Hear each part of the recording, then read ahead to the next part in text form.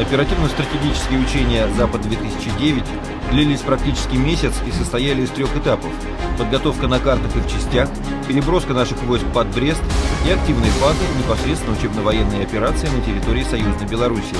Все как если придется отражать реальную агрессию. На Запад выдвинулись сразу несколько бригад Московского военного округа. Участие войск Московского военного округа в оперативно-стратегическом учении «Запад-2009» явилась как бы проверкой готовности к действиям в новом боевом составе. Надо сказать, что вообще это учение одно из самых масштабных, и по степени привлекаемых войск, по его размаху, можно его сравнить только с учением «Запад-84», которое было 25 лет назад, кстати, тоже на территории Белоруссии. Важнейшими особенностями этого учения является то, что войска округа принимали участие в нем, уже находясь в новом облике.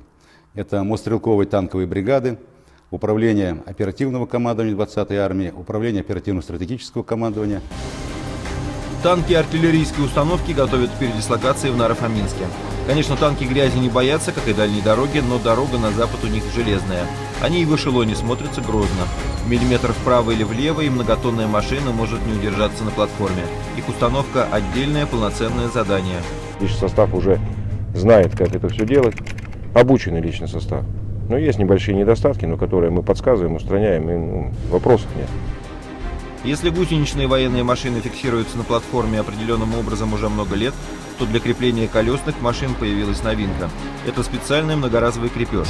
Теперь, чтобы закрепить армейский Урал, требуется пара минут. Удобное приспособление есть в комплекте любого военного авто. Приказ передислоцировать части танковой бригады в Белоруссию поступил лишь накануне вечером. Уже утром первые Т-80, артиллерийские установки, машины сопровождения стали грузить на составы. На первый эшелон погрузили около 40 единиц техники. Всего от соединения на учения привлекается 100 боевых машин. Молодых танкистов планомерно готовили к этим учениям на подмосковных танкодромах. Таких грандиозных не было еще. То есть такие учения у меня впервые. Первым эшелоном в Белоруссию отправилась и рота технического обеспечения. Они должны на месте развернуть парк для техники. Покинуть расположение части в Наро-Фоминске 4 эшелона с тяжелой техникой должны в течение суток. Впереди 800 километров. 2 дня в пути до Абус-Лесновского полигона в Белоруссии. Из отъезжающих никто не представляет, как выглядит этот полигон. Это отдельный эпизод учений, ведь солдатам придется разворачивать лагерь и действовать на неизвестной местности. Мы фактически начали подготовку с начала года, с февраля месяца, когда были сформированы и оперативно-стратегическое командование, оперативное командование. По мере формирования бригад мотострелковых и танковых, они прошли весь цикл подготовки, начиная со взвода и завершая бригадными тактическими учениями с боевой стрельбой. Органы управления также много готовились, проведены тренировки различных видов, и раздельные, совместные учения. И со всеми подразделениями были проведены занятия по правилам погрузки, следования по железной дороге. И, в общем-то, эта подготовка, она дала результат. Как только первая партия военной техники готова к отправке, проходит построение подразделений и краткое прощание. После получения провизии военные, сопровождающие технику, сами рассаживаются по вагонам. Поезд трогается в путь. Только из Подмосковья в первые дни на запад отправилось более 1000 солдат и офицеров.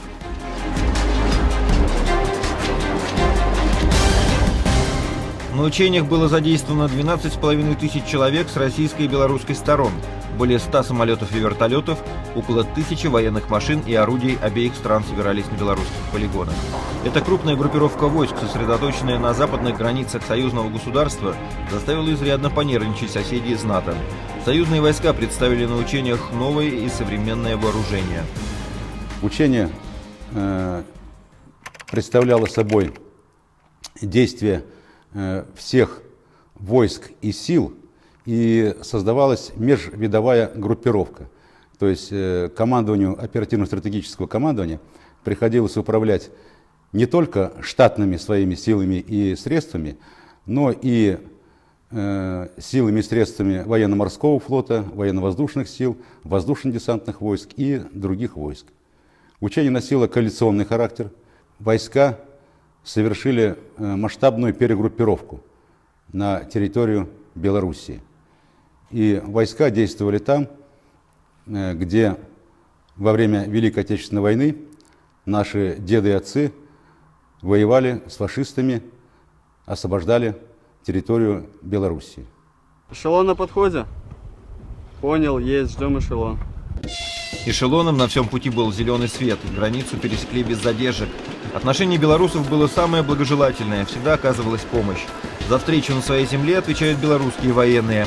При каждой железнодорожной станции, куда направляются российские войска, разбит лагерь. Здесь связь, люди, охрана, все, что нужно для встречи эшелонов. Пока добирались, бойцы отдыхали в плацкартных вагонах. Эти учения и для тыловиков.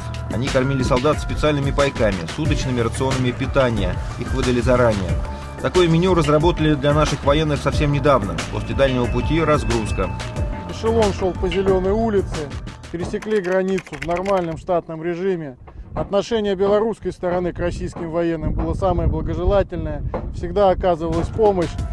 Одними из первых на белорусскую землю сошли танкисты на своих многотонных машинах. Это, можно сказать, первая проверка для них и техники на международных учениях.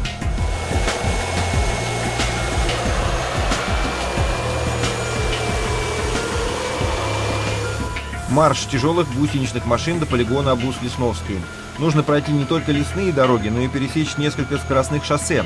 В этих случаях главное сохранить асфальт, у танков главная дорога. Водители остановленных легковых авто справились со своей частью учений без всякой подготовки. По специальному настилу идут танки, БМП, самоходные артиллерийские установки, другая военная техника. А это уже сам центр Курган, полигон Абус-Лесновский, куда так спешат военнослужащие. Перед основными маневрами на поле идут подготовительные работы. Прокладываются коммуникации, возводятся оборонительные редуты. Здесь же будут сосредоточены основные силы сухопутных войск объединенной российско-белорусской группировки. Даже в небе будет тесно. Его поделят военные самолеты российской и белорусской авиации. С первых дней учений летчики обеих стран заступили на совместное боевое дежурство. Их первый показ в деле российского многофункционального истребителя-бомбардировщика Су-35. В случае реальной военной угрозы в воздух одновременно должны подняться российские и белорусские боевые самолеты. Это и есть так называемое совместное боевое дежурство.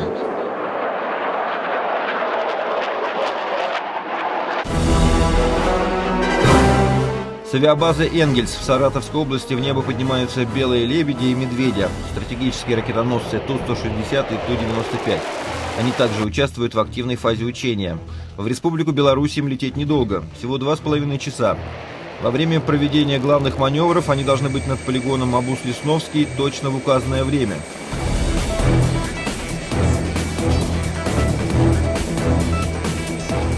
Плюс-минус 5 секунд. Если попали, значит молодцы. Ну а так вообще нормально, стандартно, чтобы выйти, это по нулям.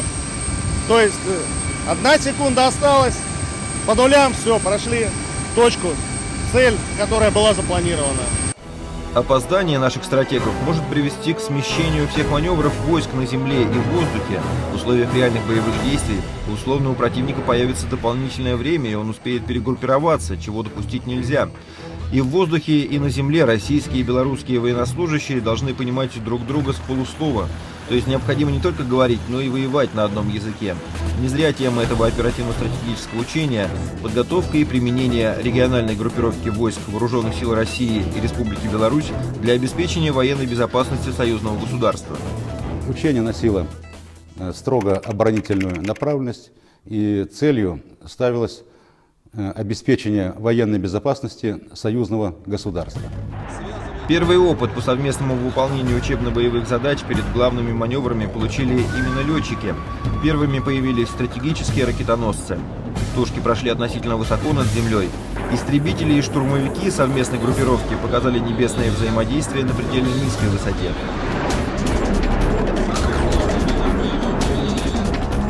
За ними российские вертолетчики Ми-24. Еще одна новинка – Ми-28Н «Ночные охотники». Здесь же прошла премьера и вертолета К-52 «Черные акулы». Взаимодействие с землей налажено. Внизу на нескольких белорусских полигонах плечом к плечу военнослужащие двух стран. Замаскированный в поле объект – это пресс-центр. Для работников средств массовой информации в кабинет переоборудовали грузовой автомобиль. Компьютеры в нем со скоростным интернетом. Журналисты должны были успеть одновременно в несколько мест.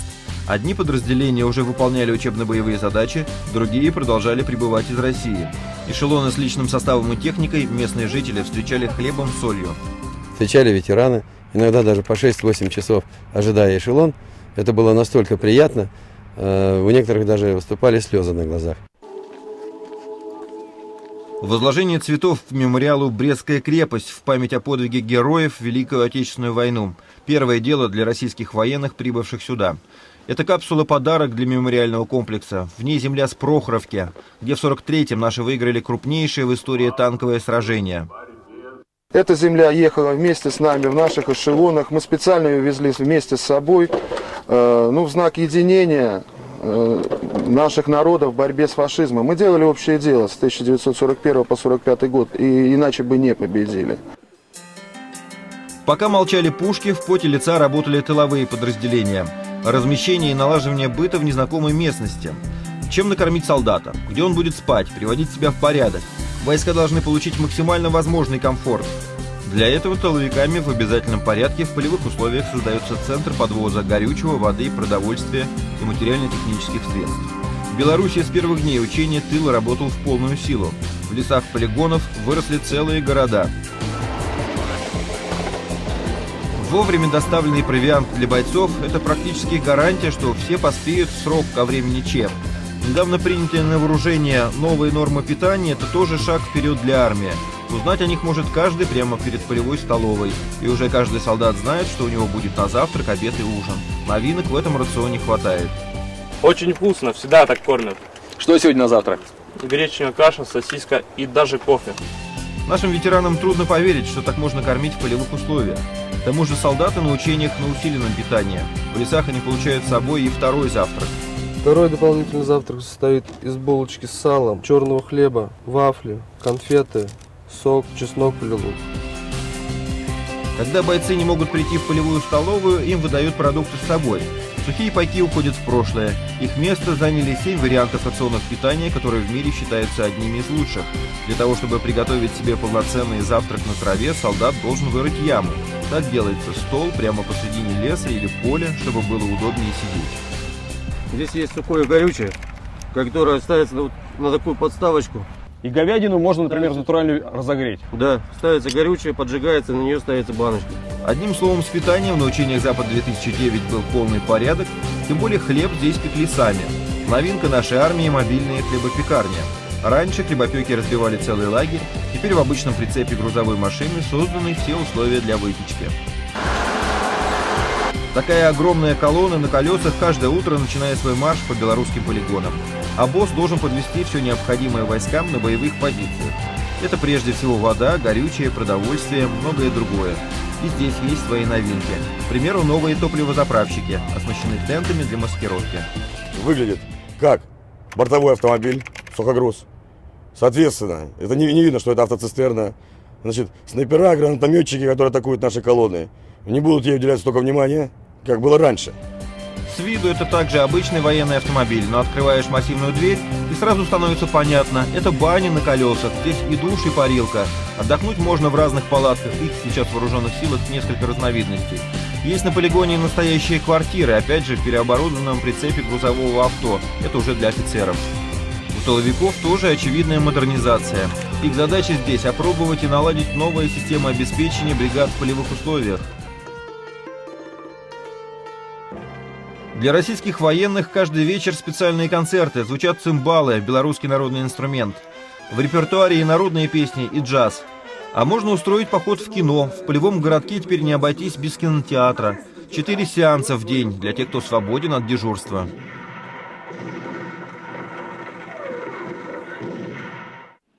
Белорусские и российские военнослужащие должны работать сообща с любой техникой и орудиями. Самоходные артиллерийские установки и система залпового огня «Град» привезли на эти учения из России. Залп «Града» реактивными снарядами мало что может выдержать. Как минимум 3 бойцов должны заряжать реактивный снаряд. Он весит около 100 килограммов. Этим зарядом система залпового огня бьет как минимум на 20 километров. Если стрельба из нескольких стволов, то шквальным огнем покрывается приличная территория.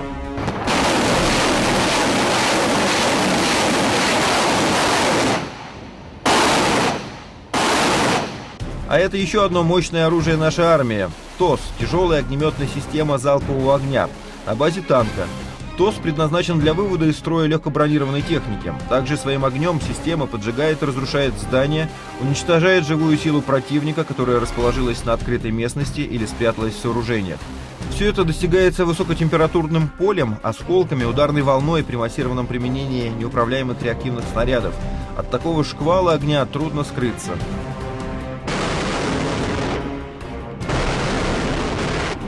В Белоруссию наши военные привезли большое количество самоходных артиллерийских установок САУ. После выстрелов могут быстро сменить позицию и вновь нанести удар по противнику. Мобильность плюс убойная сила пушки – беспроигрышный вариант при отражении атак. Тем более на поле боя всегда несколько таких установок. Батарея. Артиллеристы хоть и боги войны, но без поддержки с воздуха им не обойтись. Тем более в совместной группировке войск среди летчиков были действительно асы. Это уже самолеты белорусских вооруженных сил. Снижение и посадка на Минское шоссе – их визитная карточка. Такой воздушный класс они демонстрируют каждый год, в этот раз в рамках учения «Запад-2009». Над полигоном же, чуть ли не касаясь земли, идет армейская авиация. Винтокрылые машины базировались на аэродроме Пружаны. Он находится в 200 километрах от основного полигона Абус-Лесновский. В этом боевом порядке проверенными временем 24-ми управляют и белорусские, и российские экипажи. До главных маневров они в обязательном порядке для боевого слаживания выполняли совместные задачи в воздухе, в том числе и с боевой стрельбой. Не каждый поверит, что это всего лишь учебная стрельба.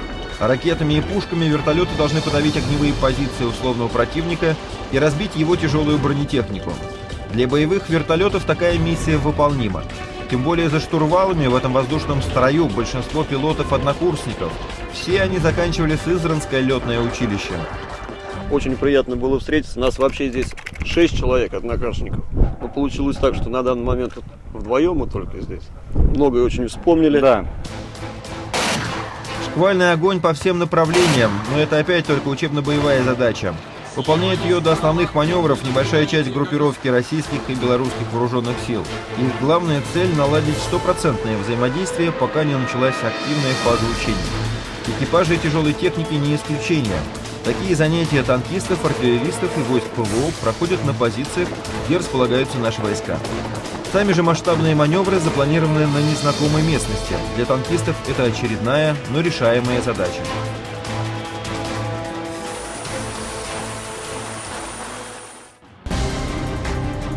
Полигон Абус-Лесновский стал центром отработки учебных заданий не только для танкистов, но и для пехоты и артиллерии. По легенде учений, совместная группировка войск сначала будет отражать атаку условного противника, после перейдет в контратаку. А пока они все отдельно отрабатывают свои задачи.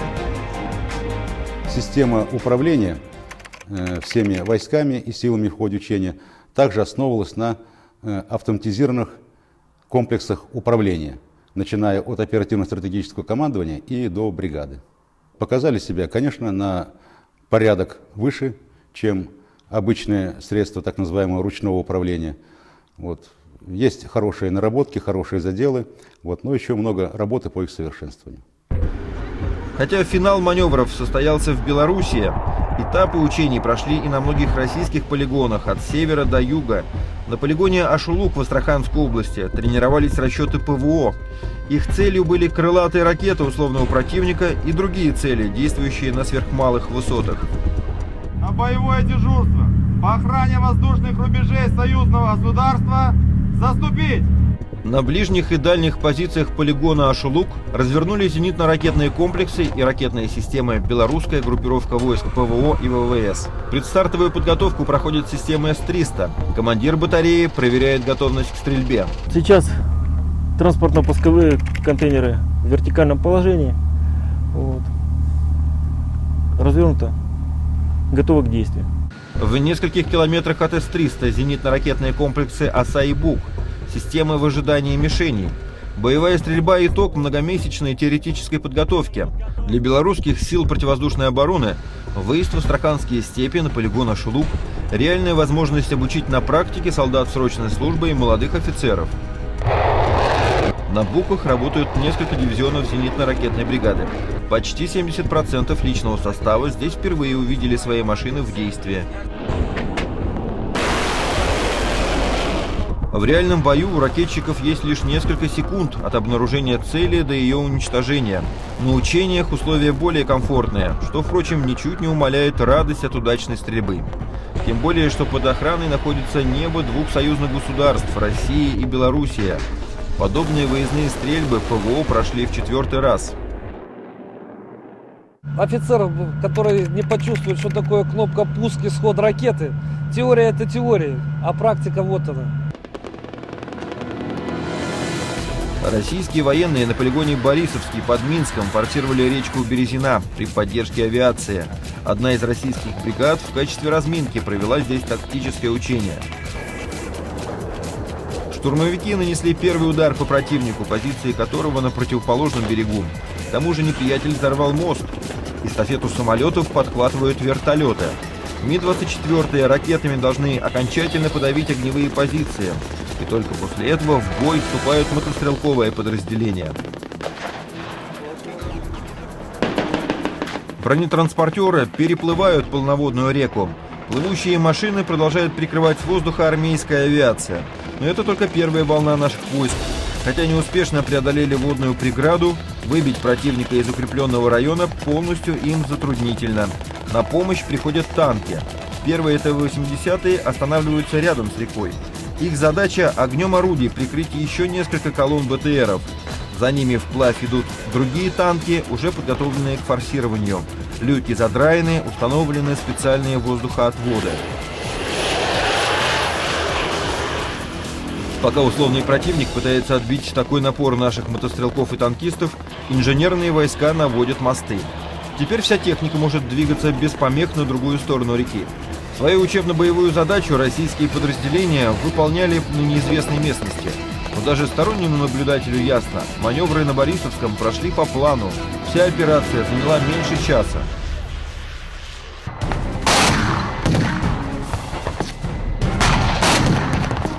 В то же время учебно-боевые маневры продолжались в Беларуси еще сразу на нескольких полигонах в рамках учения «Запад-2009».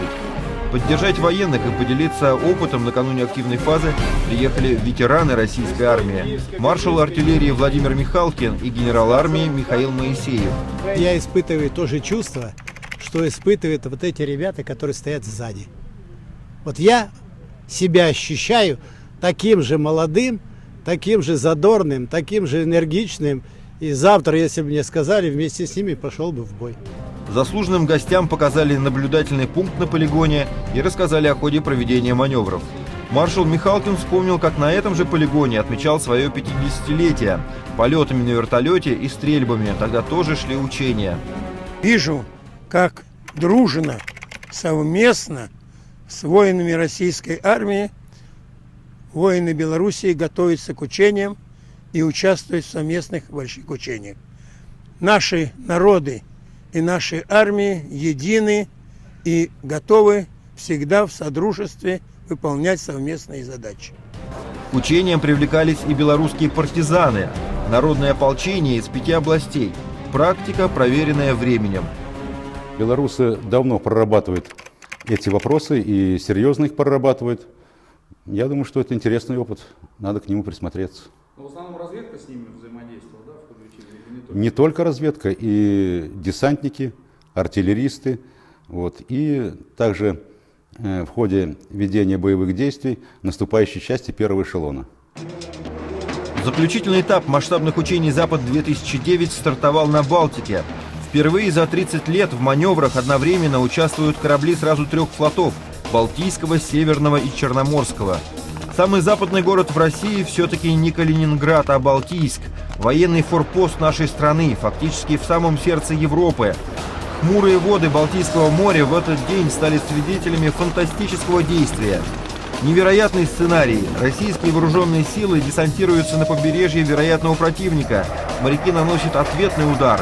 Корабли выстраиваются в линию тактического развертывания для высадки воздушно-морского десанта. Такие учения по масштабу проводились в 1981 году. Замысел этих учений разрабатывали совместно штабами в России и в Белоруссии. На побережье Балтийского моря в этот день боевые задачи выполняли 2000 человек, 30 боевых кораблей, 3 десятка самолетов и вертолетов, танки и самоходные артиллерийские орудия. 4-бальный шторм на Балтике так и не смог спутать планы этих самых масштабных за последние 20 лет военно-морских учений. Этот этап еще раз подчеркнул, насколько важна роль организации взаимодействия в ходе подготовки и ведения таких боевых действий межвидовой группировкой. То есть нужно увязать действия всех сил и средств, и летчиков, и моряков, и пехоты, и мотострелков. Президент России Дмитрий Медведев прибыл на полигон Хмелевка в самый разгар военной операции. В куртке с нашивкой Верховный главнокомандующий вооруженных сил и знаком военно-морского флота. В этот момент корабли вели огневую подготовку, работая прямой наводкой по береговой артиллерии противника, подготавливая позиции, которые дальше должен будет занять десант. Дмитрия Медведева уже ждал наблюдательный командный пункт, откуда открывался панорамный вид на всю баталию. Боевые десантные корабли с морскими пехотинцами на борту шли полным ходом к берегу.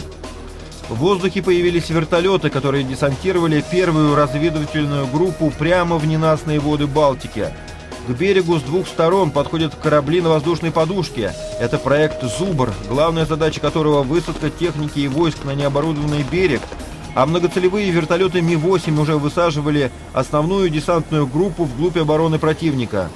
Некоторые образцы военной техники, спецэкипировки, которая использовалась на этих учениях, например, пистолет ГШ-18, стреляющий и на суше, и под водой, Дмитрию Медведеву показывают на оборудованном в Хмелевке стенде. На площадке также были представлены мобильный комплекс жестких водолазных скафандров, которые позволяют пилоту опускаться на глубину до 365 метров. Внимание Медведева привлекает автомат АДС, который может использоваться как на суше, так и в воде. Пробивает броню БТР.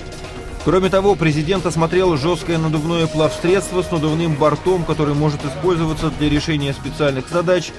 Осматривая новые образцы формы и снаряжения, президент поинтересовался их удобством и получил положительный ответ. Анатолий Сердюков пояснил, что эта форма будет еще дорабатываться. В заключение президенту подарили новую отечественную разработку нож, выполненный из композитных материалов. «Удобный», — сказал президент.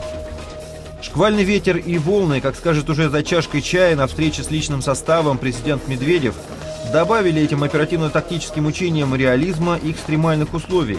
Именно такими учениями, даже в экономически непростые времена, Россия будет и дальше повышать боеготовность своей армии, которая долгое время была, как сказал Дмитрий Медведев, в разобранном состоянии. Без такого рода учений развитие вооруженных сил на ближайшие годы будет невозможно. Поэтому, несмотря на определенные проблемы экономического порядка, которые возникли за последний год, мы всю ту программу по проведению войсковых учений, которая была намечена прежде, мы ее исполним. И у нас летом проходили учения, сейчас будут проходить учения. То есть все то, о чем мы говорили, все то, что запланировано, все будет исполнено. В этом можете не сомневаться. Под это есть финансирование, но самое главное, для этого существует государственная воля. Проводить такого рода военные мероприятия для того, чтобы поддерживать вооруженные силы в работоспособном, еще раз говорю, состоянии. Морские учения показали высокую выучку и профессиональный подход. Такая оценка звучала в здании штаба Балтийского флота уже в Калининграде. Здесь же 26 военнослужащих получили из рук президента государственные награды, в том числе ордена мужества. Учения, подобные этим, Россия будет проводить и дальше, сообщил Дмитрий Медведев, невзирая на кризисы. Точно так же, как и мировые экономические проблемы не должны отражаться на условиях жизни и службы российских военных. Выглядело все достойно, солидно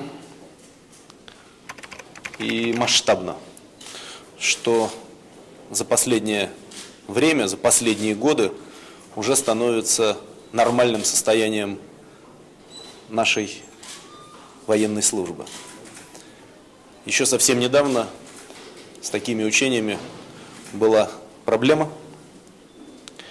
Сейчас у нас есть и силы, и средства, и решимость проводить их на регулярной основе.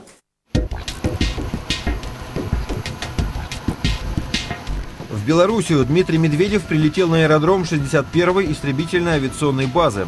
Его встречали министры обороны России Анатолий Сердюков и Белоруссии Леонид Мальцев. С Александром Лукашенко российский президент увиделся на полигоне. До начала маневров оба президента успели еще побывать в штабе объединенного командования группировки войск. Там им доложили оперативную обстановку, сообщили о совместных подходах армии двух стран к обеспечению безопасности союзного государства. Дмитрию Медведеву показали работу современных полевых пунктов управления. Например, этот полевой российский генеральный штаб.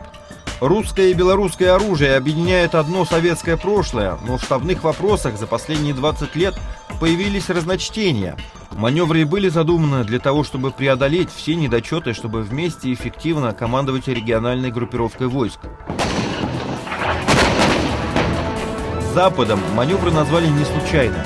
По легенде учений, наши войска должны остановить наступающего с запада условного противника, который к этому моменту уже успел вклиниться вглубь страны, и потом нанести решающий контрудар. Первой выступает стратегическая авиация. Бомбардировщики Ту-160 и Ту-95 поражают цели в глубоком тылу врага. С земли им помогает артиллерия. Здесь ИСАУ, самоходные артиллерийские установки и знаменитые системы залпового огня «Град». Артиллерию, по легенде, пытаются подавить штурмовики и истребители неприятеля. Самолеты объединенной группировки вступают с ними в воздушный бой. На наблюдательном пункте эти маневры как на ладони. Министр обороны Анатолий Сердюков рассказывает о дальнейшем передвижении войск Дмитрию Медведеву. Чтобы подавить огневые позиции и пехоты условного противника, в дело вступает армейская авиация. Современный вертолет Ми-28Н «Ночной охотник» может обнаружить и уничтожить любую цель даже в темноте за счет уникального оборудования. 30-миллиметровая скорострельная пушка, до 80 неуправляемых, около 30 управляемых противотанковых ракет. Такое супероружие несет современный вертолет под управлением двух летчиков. В перспективе основной вертолет нашей армейской авиации. У Ми-28Н премьера в Белоруссии.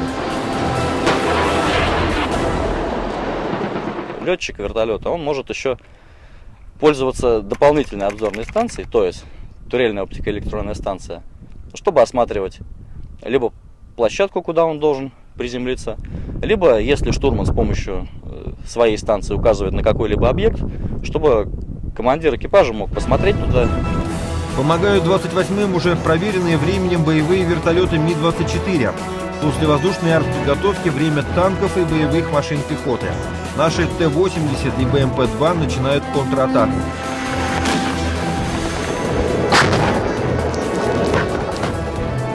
За ними вслед идут самоходные арт-установки. В это же время с оборонительного рубежа вперед выдвигается вся техника.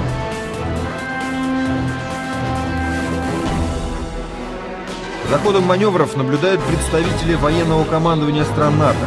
О своих впечатлениях они расскажут в Брюсселе. Что касается российских генералов, то они остались довольны сотрудничеством с белорусскими коллегами. Учения такого масштаба, они раньше в основном проводились в форме командно-штабного учения, иногда с обозначенными войсками. Вот. А учение «Запад-2009» явилось оперативно-стратегическим учением.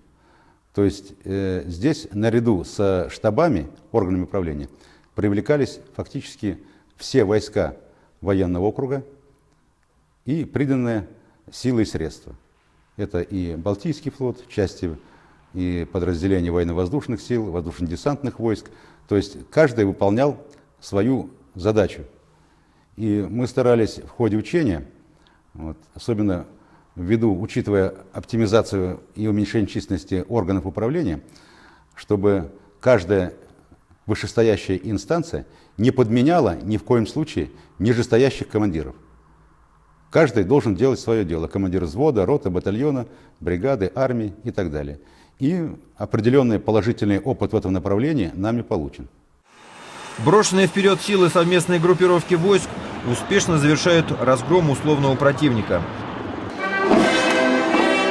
На взлетной полосе неподалеку от новых российских истребителей, у которых двигатели еще теплые, звучат гимны. И хотя мелодии две, строй один. В нем и российские, и белорусские военнослужащие. Подобные учения Россия и Белоруссия будут проводить регулярно, один раз в 2 года на территории каждой страны поочередно. Об этом, подводя итоги учений, сказал Дмитрий Медведев.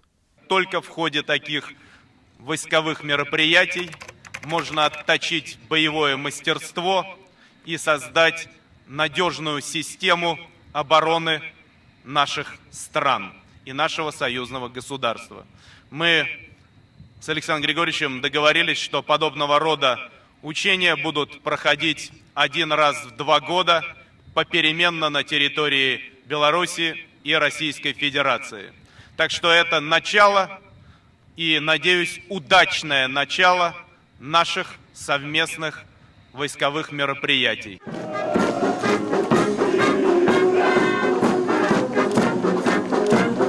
Настоящий парад войск прошел здесь же, на аэродроме. Тех, кто отличился на этом учении, поощрили наручными часами. Дмитрий Медведев наградил не только наших солдат и офицеров, но и белорусских военных. Несмотря на все штабные условности и легенды, маневры показали, что западные рубежи союзного государства хорошо защищены. Генштабу эти учения дали богатую пищу для размышления. Серьезная апробация прошла наша система управления. Переход на трехзвенную систему, бригада, оперативное командование армия, оперативное стратегическое командование округ нашли подтверждение еще раз и подтвердили наши все те надежды, которые мы на них возлагали. Это очень оказалась надежная, очень простая и очень эффективная система управления. Теперь мы, наоборот, уменьшили в 2 раза органы управления, упростили их, сделали более надежными, более эффективными и менее затратными.